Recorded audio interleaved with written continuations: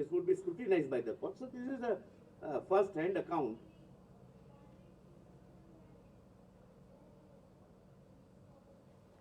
The assistance may be incomplete. That's all I'm saying.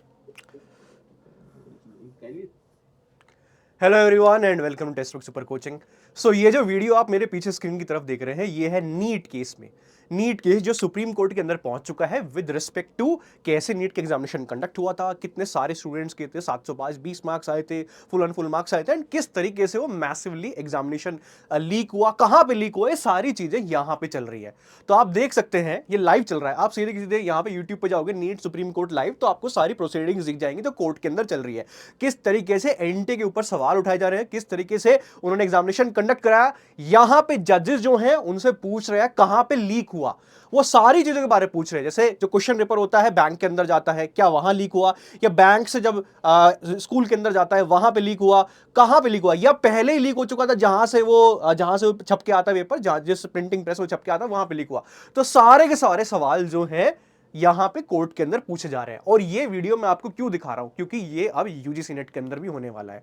और reason being कि supreme court के अंदर यहां पे पिटीशन फाइल हो चुकी है with respect to UGC NET 18 June examination, जो कि सक्सेसफुली कंडक्ट करा देता है एनटी के अकॉर्डिंग, यूजीसी के according. And then next day उसी दिन एजुकेशन मिनिस्ट्री आते बोलते हैं कि पेपर लीक हो गया और उन्होंने एग्जामिनेशन कैंसिल कर दिया। उसके बाद सीबीआई की रिपोर्ट, जो कि अभी फुली पब्लिश नहीं हुई है, सीबीआई की रिपोर्ट से ये आता है, खुलासा होता है कि वो एग्जामिनेशन लीक ही नहीं हुआ था और जो एविडेंस थे वो डॉक्टर थे। इसी को लेके ही सुप्रीम कोर्ट के अंदर पिटीशन फाइल हो चुकी है और 100% है कि वो पिटीशन एक्सेप्ट की जाएगी। ऐसा हो ही नहीं सकता कि पिटीशन एक्सेप्ट ना हो।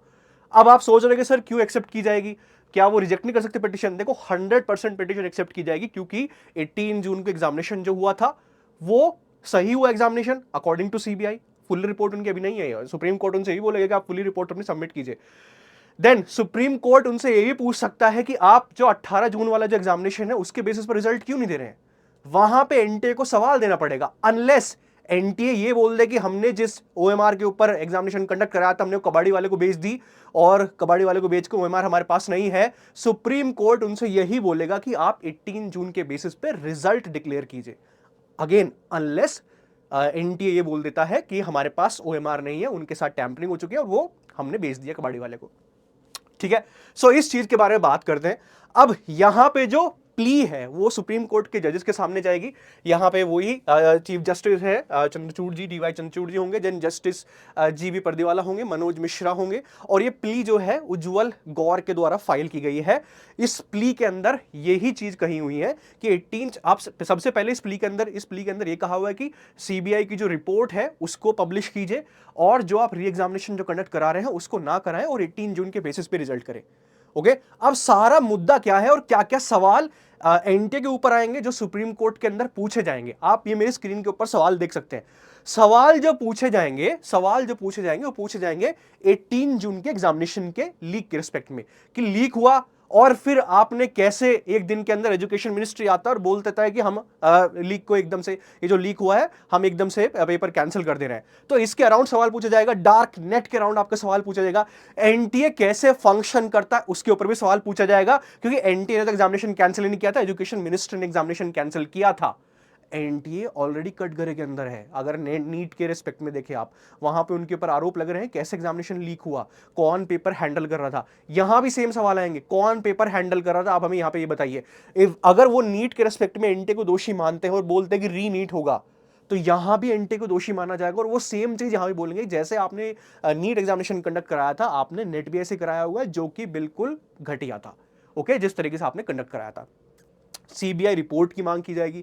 अभी सीबीआई रिपोर्ट आपको पता होना चाहिए कंप्लीटली पब्लिश नहीं हुई है, उसकी कुछ जो रिपोर्ट्स हैं, सीबीआई रिपोर्ट के कुछ पार्ट्स हैं वो निकल के आए हैं, जिससे ये पता चल रहा है कि हमें कि एग्जामिनेशन जो लीक हुआ था वो डॉक्टर्ड एविडेंस के बेसिस पे लीक हुआ था और इनफैक्ट वो सही में सही एग्जामिनेशन हुआ था। Let's wait for the CBI report. Supreme court बोलेगा कि पहले सीबीआई रिपोर्ट आप फाइल कीजिए, उसके बाद री एग्जामिनेशन को लेकर बात होगी।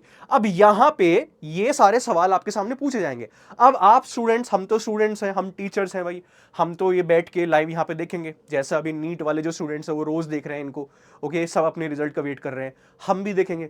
अब आपका व्हाट नाउ, अब आपका आप जो आपके मन में सवाल आ रहा होगा, सर क्या करें अब जो हमारा एग्जामिनेशन जो नेक्स्ट मंथ होने वाला है उसकी तैयारी करें, या हम भी अब लाइव कोर्ट की प्रोसीडिंग्स देखना शुरू कर दें, क्योंकि यहाँ पे कोर्ट यहाँ पे जो है आर्ग्यूमेंट्स होंगे, लॉयर्स के आर्ग्यूमेंट्स होंगे, सुप्रीम कोर्ट के जजेस कुछ ना कुछ बोलेंगे, ये देखना शुरू कर दे, पढ़ाई वढ़ाई छोड़ दे। तो इस चीज के बारे में मैं आपको एक चीज बता देता हूं। देखो, अगर सुप्रीम कोर्ट के जजेस एनटीए की जो जिस तरीके से वो फंक्शन करता है उसके ऊपर सवाल उठा देते हैं कि आपने जो एग्जामिनेशन कंडक्ट कराया वो फुल प्रूफ था ही नहीं, तो आपका री एग्जामिनेशन होगा। सेकेंड चीज, supreme court CBI report submit करने को कहेगा, और अगर सीबीआई रिपोर्ट ये बोल देता है कि 18 जून का एग्जामिनेशन बिल्कुल फुल प्रूफ था, कोई दिक्कत नहीं थी, वहां पे सुप्रीम कोर्ट ये बोलेगा कि 18 जून वाला जो एग्जामिनेशन है उसके बेसिस पे आप फाइनल रिजल्ट निकाल दीजिए। तो ये दो केस होने वाले हैं।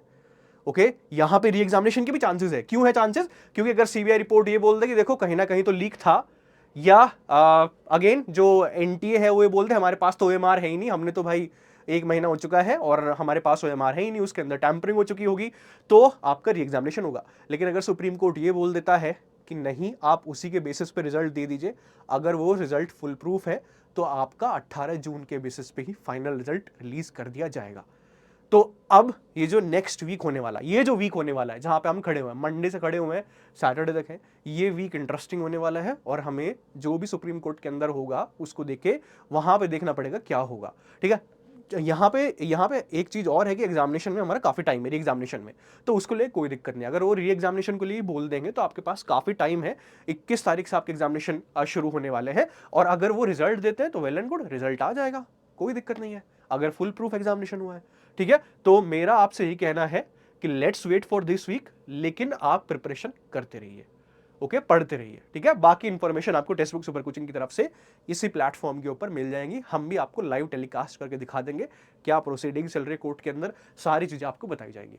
ओके, चलो, thank you very much and keep watching text book super coaching.